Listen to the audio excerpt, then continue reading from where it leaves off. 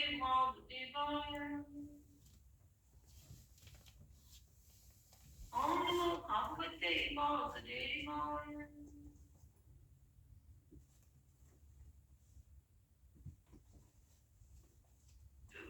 we read from the Srimad Bhagwayam, Canto 1, Chapter 4, and today we're doing verse 13. We were looking at several verses in that case. I'll read 30 and then we'll read 31 collectively. Thank you very much. Tatapi batami dhayo kyamu chaivamana vidu asampanaiva bhati brahma vachashasam. I'm feeling incomplete, though I myself am fully equipped with everything required by the Vedas. Report. Undoubtedly, Srila Vyasadeva is complete in all the details of Vedic achievements. Purification of a living being submerged in matter is made possible by the prescribed activities of the Vedas, but the ultimate achievement is different. Unless it is attained, the living being, even though fully equipped, cannot be situated in a transcendental normal stage. Srila Vyasadeva appeared to have lost the clue and therefore felt dissatisfied. And this verse we do collectively. Game, this is 31. Gema Bhagavata Dharma Nagrayena Nirupita Priya Paramam Shanam Deva Yachuta Priya Gema Bhagavata Dharma Nagrayena Nirupita Priya Paramam Shanam Deva Yachuta Priya Gema Bhagavata Dharma Nagrayena Nirupita Priya Paramam Shanam Deva Yachuta Priya.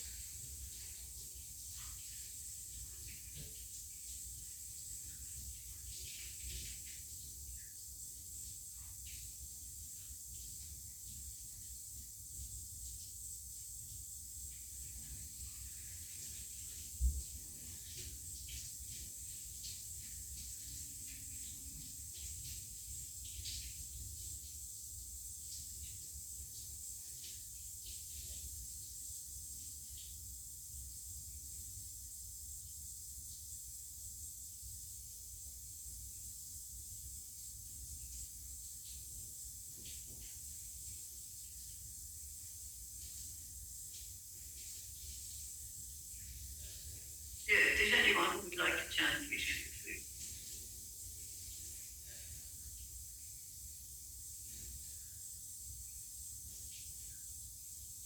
If not, we'll look at the word for word. I'll chant.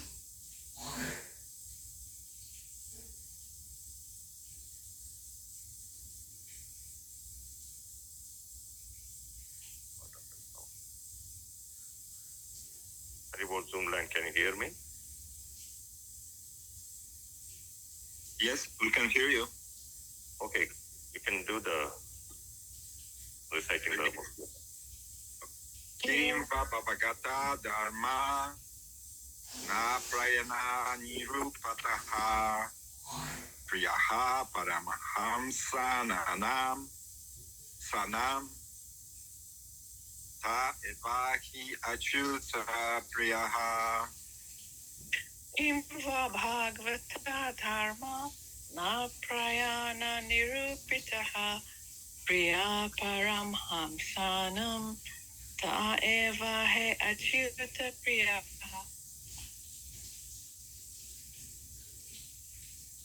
Do the word then. It's such a big effort. I know that now. When I'm Good. Oh, yeah, please, Jan.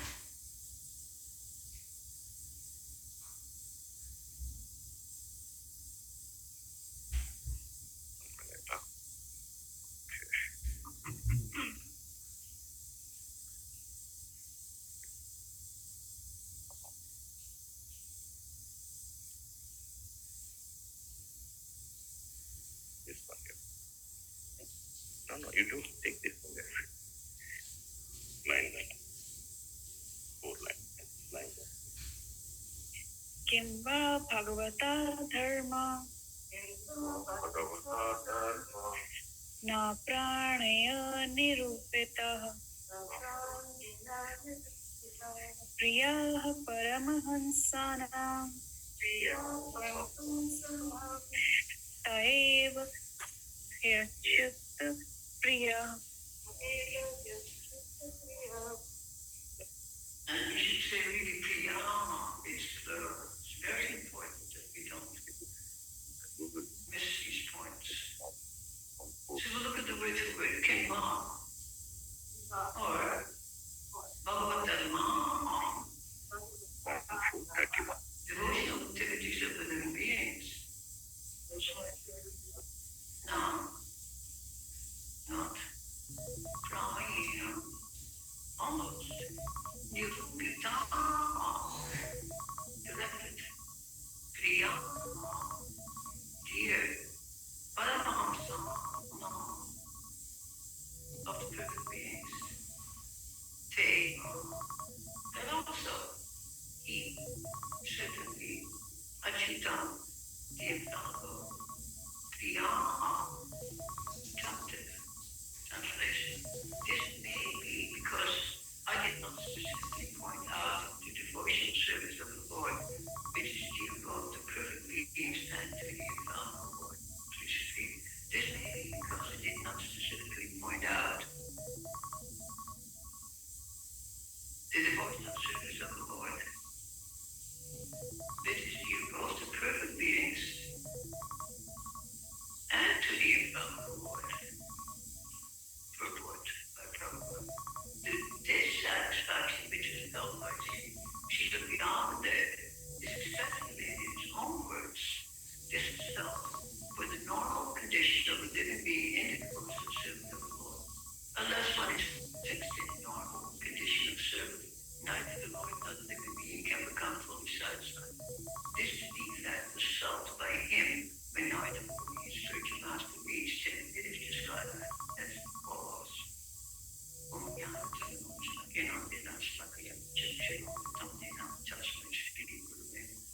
So you can see how this verse has to be seen in the context of the larger whole. You cannot just take it out of context and think we can understand. So here we begin to see the analysis of Vyasa himself as to why he is despondent. At first it looked like he didn't understand why he was despondent.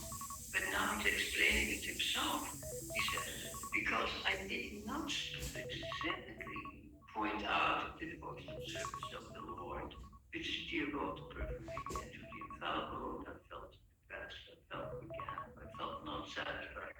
So the word, the accent begins to put on here is specifically, because generally he's the one that divided the Vedas into 4. He's the one that, you can say, edited, produced, in a sense, the Mahabharata and other scriptures. So he did so much incredible work. That's why it's called the Vyas, the editor. But he was not satisfied because he did not specifically point out the service to the Supreme Lord. So it's interesting. If you look at the Sanskrit, it has slightly different, you say it has a slightly different meaning from the translation. The word is Bhagavad Dharma. So Bhagavad Dharma is often understood very generically, Dharma, in terms of what is your duty, what you're supposed to be doing, what is your propensity. But it is also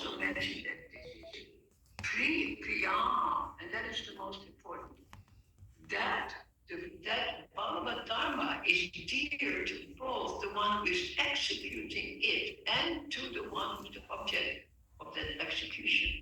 So the word Kriya is used twice, and this is executed by the Paramahamsas. So it's very important to understand, because this verse gives the division between what we can achieve when we become, let's say, devoted to the Vedas, etc., or even Mahabharata, or when we become absorbed in the Srimad Bhagavatam, especially the main Srimad Bhagavatam, the Bhagavad that we are studying. So it's very interesting because the Vedas give knowledge of the Supreme, but they give it in a way so that you don't necessarily fall in love with that Supreme. It remains distant. Just like there's a distance in Vaikuntha between Vishnu with 4 arms and the Lord in the Global Vrindavan with 2 arms, there's a great difference between the concept of divinity or the Supreme in the Vedas and the concept of the divinity in, let's say, the 10th canto of the Srimad Bhagavatam. There's no comparison. So he dealt with the Vedas, but the Vedas basically deal very much in a way with external things. They deal with formulas, they deal with ritual, very ritualistic. And also, one of the main purpose people follow the Vedas is to get punya. Just like people come to our temple sometimes, they make an offering, they take darshan. It's not so much personal as it is, it's good for me to come here. Yeah, because I do reception here regularly. And sometimes I ask people, what brings you here today? And they say something, oh, I just got a new car and I'm so happy. Or I just got a new job, or I just got, whatever. They tell me something good happened. And before they came, because it was not good, and they prayed, and something good, and again, they come and make contact. But because they made contact with the deity, this is very auspicious, but it's not the essence. So Vyasa made nothing but contact with an absolute reality, especially if it is given in the Vedas, but it was not personal. So just like Krishna says in that verse, I think it's in the 7th chapter, I forget this verse, but the 4 kinds of persons come to Krishna, and the one who's most dear is called the Jnani Bhakta. So we might misunderstand that also because we have a couple of footnotes to Vijnana, but I was just reading yesterday about Thakur, and he's saying 2 types of jnana, because there's many types, but you can say basically 2. One jnana is of the absolute Brahman, that is jnana, that is knowledge. The other jnana is intimate knowledge of that person with whom you are intimately related, and that is bhakti. So when Krishna says, I prefer the jnana bhakta, we don't often emphasize this. The jnana bhakta, it means one who has the tendency to become intimately related to Sri Krishna, not just externally offering puja, saying, okay, I did my service, now I'll go back to my daily life. But one who can have a 24-hour conversation with Krishna. So these are very different modalities.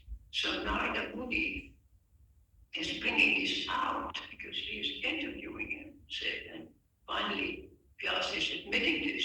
Then in the next chapter says Narada's whatever conversations about the Srimad Bhagavatam, and some of the most famous verses that we're all familiar with are given in that particular chapter. I'll read one to you just to see where this conversation is advancing to.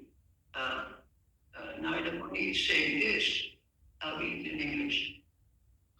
Knowledge of self-realization, even though free from all material affinity, does not look well if devoid of the conception of the infallible God.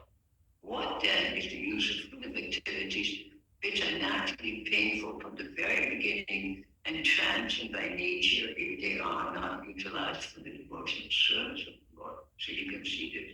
This is a fine-tuning of what you might call religiosity. And it's the whole point you might do so many religious activities, but you don't have an intimate relationship with what you call the Thakur. Thakur, of course, means your Lord. So, Bhaktivinoda Thakur is very beautiful. How he has a very nice chapter in his little book, very famous book, Bhakti Tattva Vivek. I'm sure many of you are familiar with it. It's called Bhakti Tattva Vivek. Vivek means arguments or knowledge or thesis.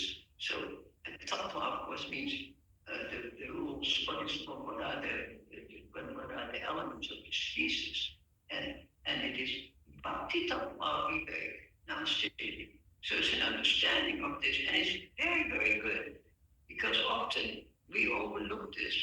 Like we might, you can say, there's different types of bhakti. One bhakti actually is only real.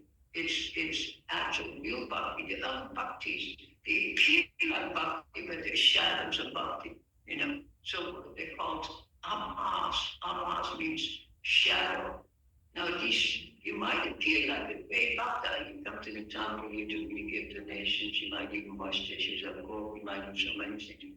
But actually the bhakti may not be real. It may be amhas. It's just a reflection.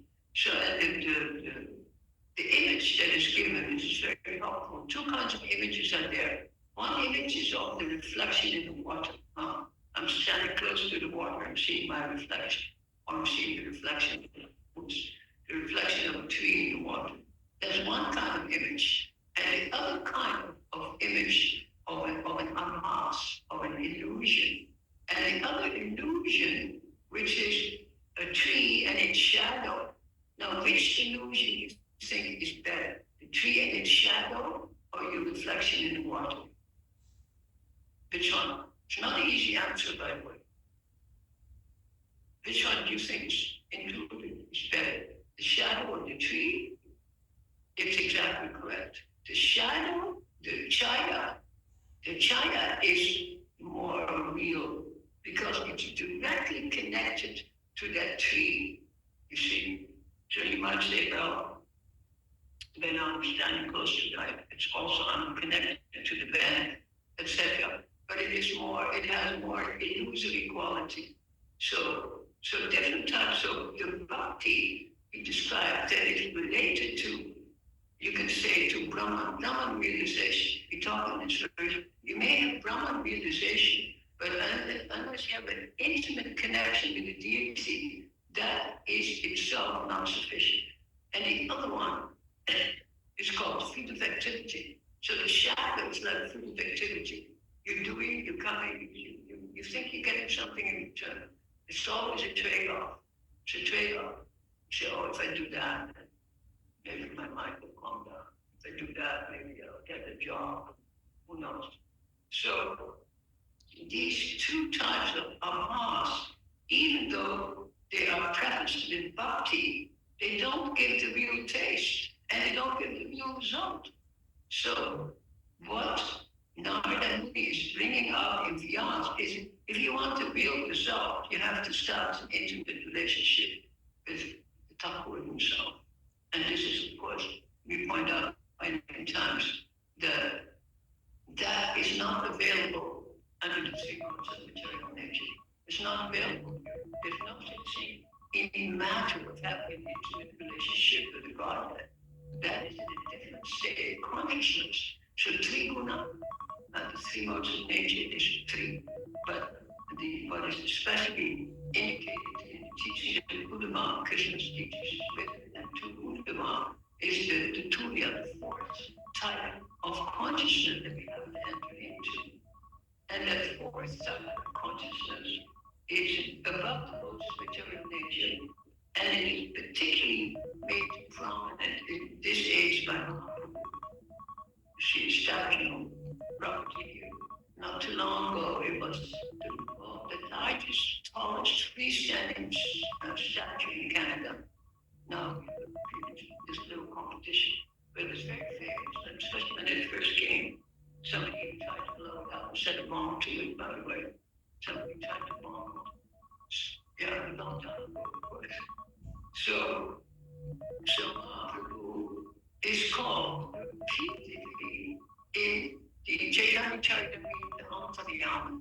He is the Antaryama. So what's Antaryama? Antar. Inside, yeah, and yeah, he's the consciousness from within. He's the super soul himself who comes as a personality. Okay, personality. 500 years ago, this is Chaitanya. And today I was reading some very interesting definitions of Chaitanya, some that are completely unrelated to Chaitanya Mahaprabhu, but an etymological understanding of the word Chaitanya, of course, you're familiar with it. But chitti is two types of mindsets. One is called chitta, and one is called chitti. So chitta is considered samsara, and chitti is called nirvana, just the opposite. So chitti is spiritual consciousness. So Chaitanya means consciousness inside of actual reality. That's the meaning of Chaitanya. That's its name.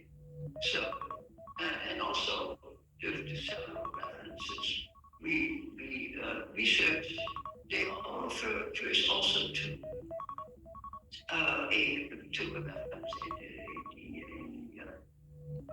mantra. What is the mantra we chant 3 times a day? Gayatri. They have the reference also to Gayatri. So Mahaprabhu comes to give actually real knowledge to the humanity, although he didn't write, apart from the 8 poems, the Ashtakam, which he did write, but not as one poem, I'm sure you know that. Was discovered by research. Guru Goswami found 8 pieces and put it together, called the Ashtakam, of course. He didn't write. And a few verses ago, Prabhupada called Chaitanya Mahaprabhu the greatest professor of theology. He's the greatest professor. So how does he teach? Well, if he had meditating on his name, he teaches by activating our super soul. And this you can see the effect on the world of Mahaprabhu since his appearance there. Because you have to remember, we're only in the very, very beginning of Kali Yuga. Many times the Bodhisattvas live in the middle of Kali Yuga. It doesn't make any sense. We're only 1 or 2% advanced in Kali Yuga. We are in the very Sandhya, the very opening of Kali Yuga. Please remember, I want my audience to remember this. And what we can see that in the last, not only in the last, you can say hundreds of years or so, but also in the last decades, in the last 50, 60 years, the world is improving. Now, those of you who watch TV all the time, you might think it's not improving because you're watching only things that attract your attention. You have to remember, media is just to misguide you, completely misguide you. It doesn't matter what figures they give or what they do, is to misguide you. Now, I'm the only person actually that ever met in the whole world, never watched TV, that's me, could never relate to this seduction. So, some of the figures you'll be happy to know. Guess how many people, what percentage of the world's people is vegetarian? Don't look it up. What do you think? How many? No, you don't think so. Are you serious? 70?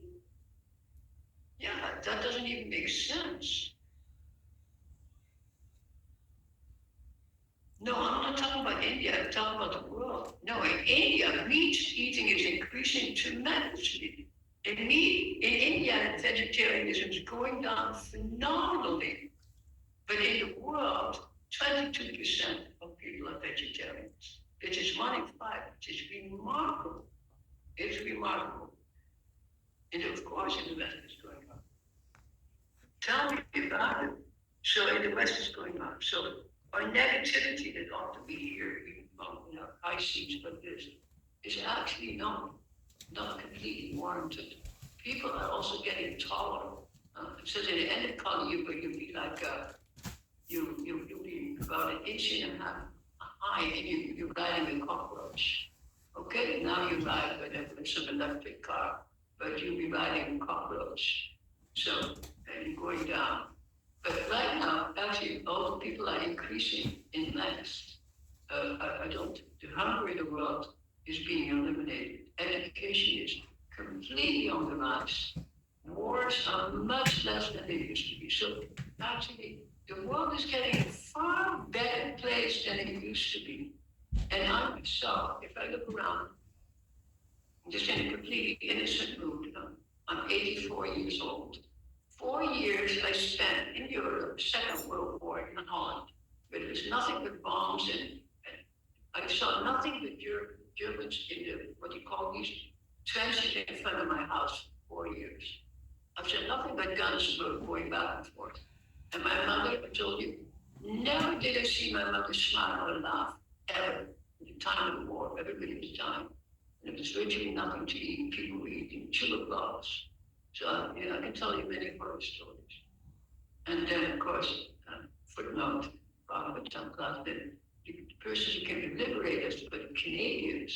And they were amazing. I remember sitting on their knee and they laughing and talking in English. And they brought us powdered milk and powdered eggs, at least something to eat. And some kind of, I forget what it was, some kind of candy. But very amazing. So they brought food. And then we had something to eat just in 1945, May 1945. But since that 4 years, in the last 18 years, I can't believe how good the world is.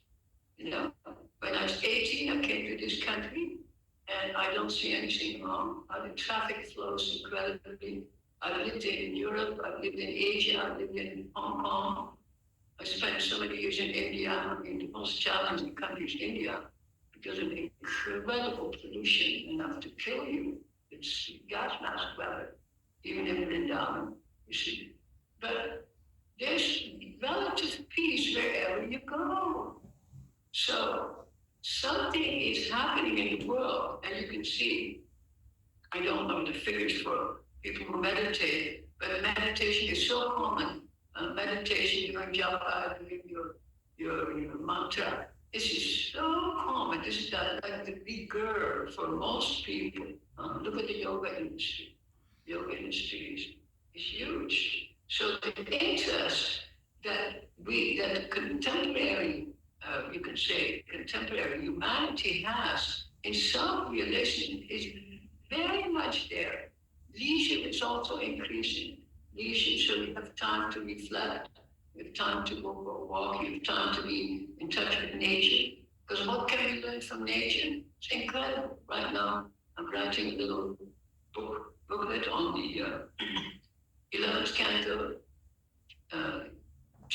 Uddhava Gita, and it's called the Almond Gita, and it is about 24 teachers of nature from whom you can learn everything to become situated, not in love of God, but peacefully enough, equanimity enough to rise to a higher platform. So first that is necessary. This is also why we have the Vedas. The Vedas will teach you equanimity. The Mahabharata will inspire you by the narratives that there are great heroes, and some of the heroes are is Krishna himself. They will inspire you for heroes, like kind of sentimental Bollywood. But the 11th canto, the teachings of the 24 Buddhas, it teaches you can learn from an ordinary spider, not to get caught in the web. You can learn from an ordinary bee, how to take nectar from different flowers. And 1, 2, or 3 of the 24 teachers are human beings. One of them is a prostitute, and the prostitute, we say courtesan, whatever you want. The prostitute is waiting all night for customer, so to speak, who doesn't come. And then finally she said, why should I think I should meditate on the real Purusha. And then she goes up to her boudoir and lies down and goes to sleep peacefully. So all of these teachers are simply elements of nature. They're tattva, they're not to repeat tattva. And yet you can learn from them. But to learn from them, we cannot be saying, oh, well, that's Maya, Prabhu, this is all nonsense. and especially body negativity. No, we are not this body, but we have a body. And this body, if I didn't have a body, I'd be a ghost. So look how lucky we are to have a body. And this body is run by a beautiful subtle body called the mind. And this subtle body called the mind is activated by intelligence, which is informed by the super soul. So all of this continuous, you can say a continuous landscape to encourage us to pursue self-realization. And it's such a term that it's not you can say only impersonal Brahman or Paramatma, but it leads to the Leela of Krishna. That's the whole point, is to enter into Krishna Leela. I was reading a beautiful quote also by Prabhupada. He was saying, I think I wrote it down somewhere. Let me see. Probably wrote it down. He is saying about this world, about samsara.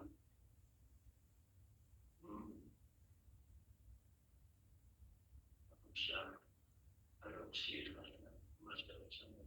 Anyhow, it's Prabhupada says this world is only a dream. Material world is only a dream. Every event is a dream. He says simply wake up. And when you wake up, then you can enter, of course, you can enter into Brahman, you can enter into more personal relationship with Krishna. But our point is to wake up into Krishna Lila and take part of becoming in one of the 5 modes in which we can serve him. And all the modes are equally perfect. All the modes are perfect, whether it's Sakyaras, Dasharas, what else do you have?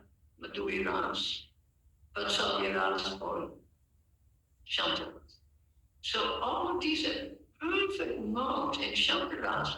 You can serve Krishna as a deer or as a cow or as a tree. I was just reading that beautiful verse again. Vishwanath Chakravarti Bharti Thakur, the greatest theologian, one of the greatest theologians in our mind. And he wrote the verse you've heard me recite before, Namastu Vrindavan Eva Vasaha. Vasaha means my residence. May I have the residence of Vrindavan. He said, I don't want the Lord. I mean, he doesn't say. He said, I don't want Vaikuntha. I don't want moksha. I don't even want praying. He says, I don't even want praying. I want Vrindavan.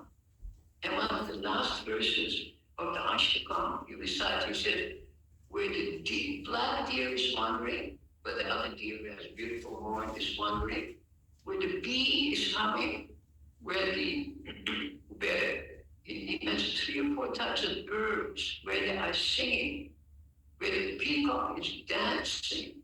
That is the essence of the landscape in which we want to enter. We might say, oh, this is imaginary. It's exactly the opposite. What is here is imaginary. We have the verse, I sing something about the deer and the antelope play. That beautiful song, very seldom is heard. How does it go? A discouraging word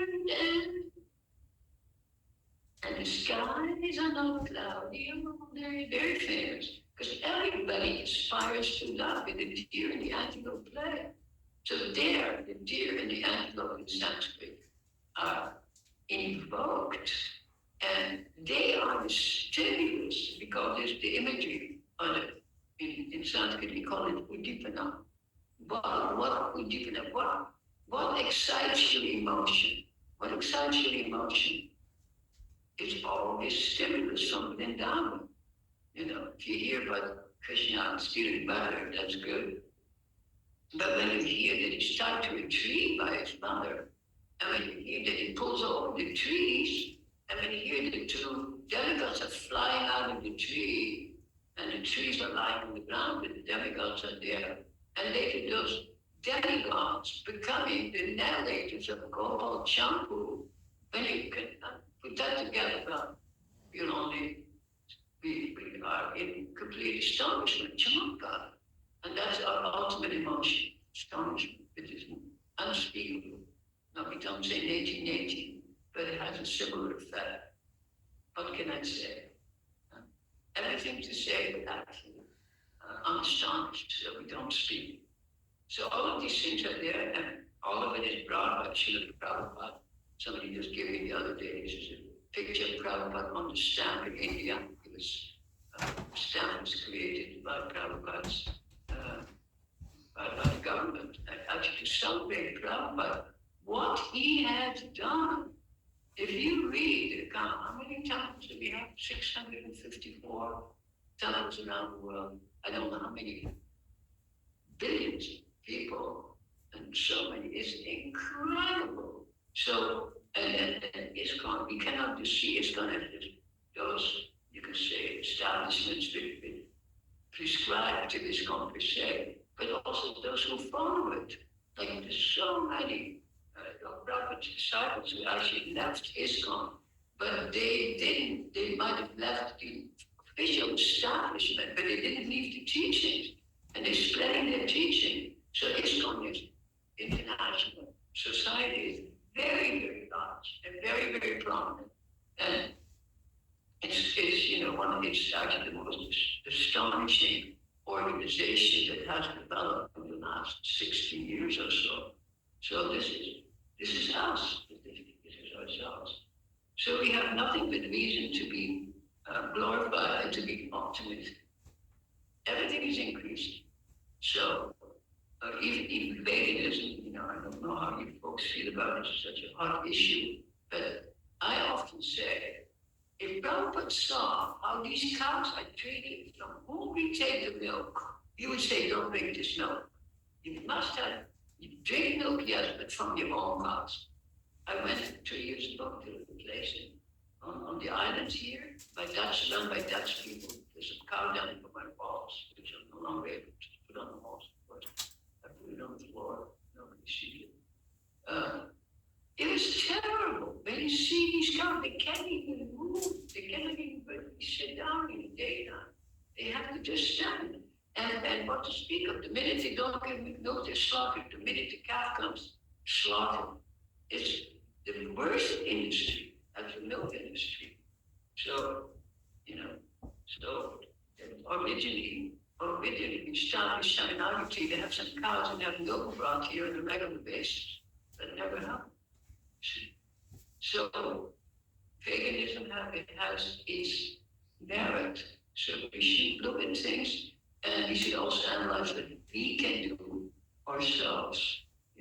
One of the ordinary things to maintain our health. Take care of your body. Prabhupada said many times, first thing you take care of is your own health. Because when you have a healthy body, you can work for Krishna. If you're always sick, what are you going to do? You need so many people to take care of you. So of course this happens when you get older, but self-care is very important. And if you take care of your body, you take care of your mind. And if you take care of your mind, you can understand that you are not your mind. It's one of your elements, one of the tattvas, is your manas. And that you are the shakshin. And as soon as you have shakshin consciousness, then you can aspire to rise up to another millionaire, which is described, of course, throughout the scriptures as the actual place where Krishna resides and the place he never leaves. He comes here, but it says he actually never leaves his original form. And that is what we aspire for. So by reading the Srimad Bhagavatam, we're daily putting in touch with the actual Vrindavan. And Vrinda, of course, Vrinda means to rub. Vrinda means to rub. Vrinda means to rub together. That's why the Tulsi, the trees are growing, they call it Vrinda because they're rubbing together. So our idea is we should rub together in harmony, not rub together in anger, frustration, and discontent. We rub together in harmony and sing and dance and further promote the movement of Mahaprabhu, which is not in full bloom yet, but will come in full bloom. We just have to see it and also act in that mood, not of pessimism, but optimism. So Om Tat Sat, may we all be enlightened by that. Any remarks, please?